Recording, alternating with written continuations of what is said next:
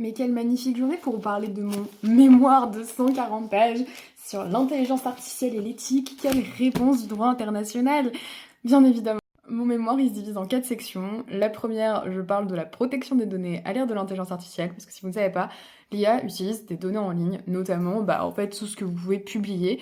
Attention, faut pas non plus être en mode tout, parce qu'en réalité, il y a un tri qui est fait pour avoir seulement les bonnes informations. Et ce tri peut parfois être problématique, ce qui mène à mon deuxième point, les discriminations engendrées par l'IA.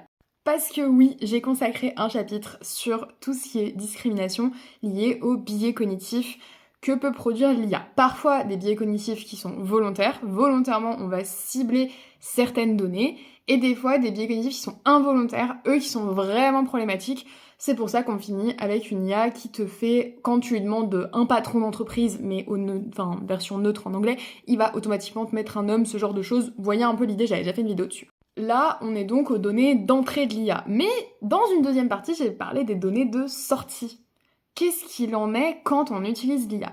Tout d'abord, il y a des enjeux, que ce soit au niveau des droits de l'homme, du droit international humanitaire et du droit au travail, donc du droit à avoir un travail, ainsi que sur la gouvernance en général, où faut se mettre d'accord au bout d'un moment, les gars, faut qu'on se mette autour d'une table et il faut qu'on règle le problème.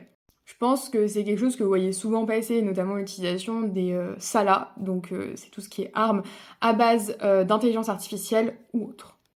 Et tout ça, quand on utilise l'intelligence artificielle, il faudrait peut-être qu'on ait un responsable. Et là est tout l'enjeu de mon dernier chapitre, qui est responsable en cas de problème avec l'intelligence artificielle. Est-ce que c'est le concepteur? Est-ce que c'est l'utilisateur? Est-ce que c'est l'IA en elle-même? Spoiler alert, pour l'instant ce sera pas l'IA en elle-même, hein, je vous le dis tout de suite. Très heureuse d'avoir fait ce mémoire, maintenant on va aller le rendre. Allez, bisous!